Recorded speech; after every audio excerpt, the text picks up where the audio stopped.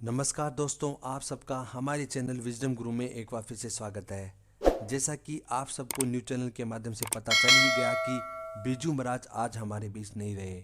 बिरजू महाराज ने 17 जनवरी 2022 को दिल का दौरा पड़ने के कारण इस दुनिया को अलविदा कह दिया। भगवान बिरजू महाराज की आत्मा को शांति प्रदान करे।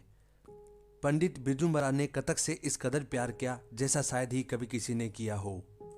आज बिरजू महाराज ने इस दुनिया को अलविदा कह दिया है, लेकिन वो कला प्रेमियों के दिल में हमेशा हमेशा के लिए अमर हो गए हैं।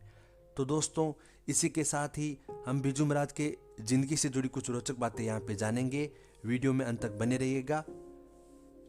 पंडित बिरजू महाराज तबला, हारमोनियम और घुंघरू के जानकार के बीच पले बढ़े और फिर कथक से इस कदर प्रेम किया कि वो इस नृत्य के आगे जाके एक महानायक बन गए। बिरजू महाराज का जन्म लखनऊ के कालका बिंदादीन घराने में हुआ था। उनका बचपन का नाम ब्रजमोहन मिश्रा था। उनका जन्म 4 फरवरी 1938 को हुआ था। वो आगे जाकर कालका बिंदादीन घराने के एक मुख्य प्रतिनिधि बनकर उभरे। कथक नृत्य बिरजू महाराज को विरासत में मिला। उनके पूर्वज इलाहाबाद की हांडिया तहसील के रहने वाले थे। यहाँ सन 1800 में कथक कलाकारों के लगभग 989 घर रहते थे। बिरजू महाराज का जन्म कथक नृत्य के लिए प्रसिद्ध जगन्नाथ महाराज के घर पे हुआ था, जिन्हें लखनऊ घराने के अच्छन महाराज कहा जाता था। बिरजू महाराज एक बार एक इंटरव्यू में अपने बचपन का किस्सा सुनाते हैं। उसमें बिरजू महाराज कहते हैं कि उनको अम्मा को उनकी पतंग उड़ाना और गिल्ली डंडा खेलना बिल्कुल पसंद नहीं था। जब अम्मा पतंग के लिए पैसे नहीं देती तो नन्हा बिरजू दुकानदार बबन मियाँ को नाच सिखाकर उनसे पैसे लिया करता था और उसी पैसे से फिर वो पतंग लेके आता और अपने पतंगबाजी का शौक पूरा किया करता था। लेकिन फिर भी बिरजू महाराज ने हिम्मत नहीं हारी और उन्होंने जो उनका कथक के प्रति प्रेम था उसको कभी भी कम नहीं होने दिया। उन्होंने निश्चय किया कि वो अपने चाचा लच्छू महाराज एवं शंभू महाराज से इसका प्रशिक्षण लेंगे। तो उन्होंने अपने चाचा लच्छू महाराज एवं शंभू महाराज से प्रशिक्षण लिया तथा अपने जीवन का प्रथम गायन उन्होंने 7 वर्ष की आयु में ही दिया। ताल और घुंघरू के तालमेल के साथ कथक नृत्य पेश करना एक आम बात है, लेकिन जब ताल की थापों और घुंघरू की रुंझुन को महारस के माधुर्य में तब्दील करने की बात हो तो बिरजू महाराज के अलावा कोई भी नाम ध्यान में नहीं आता। बात करें बिरजू महाराज के व्यावसायिक जीवन की तो बिरजू महाराज ने मात्र 13 वर्ष की आयु में ही नई दिल्ली के संगीत भारती में नृत्य की शिक्षा देना आरंभ कर दिया। कुछ समय के बाद इन्होंने कथक केंद्र में शिक्षण कार्य आरंभ किया। यहाँ से ये संकाय के अध्यक्ष थे तथा बाद में निर्देशक भी बने। तत्पश्चात 1997 में उन्होंने वहीं से सेवानिवृत्ति ली। सेवानिवृत्ति के बाद उन्होंने निश्चय किया कि वो कथक का प्रचार देश के कोने कोने तक करेंगे।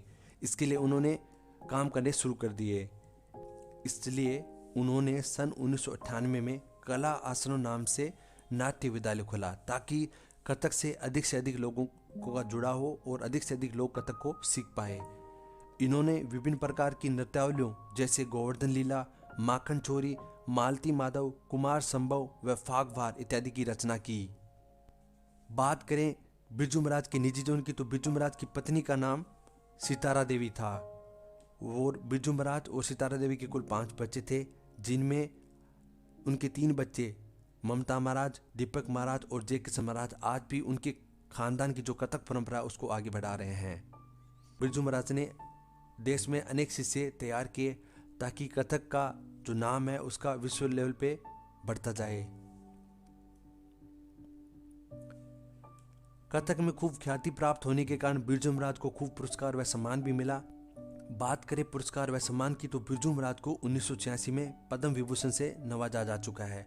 पद्म विभूषण भारत का दूसरा सर्वश्रेष्ठ पुरस्कार है।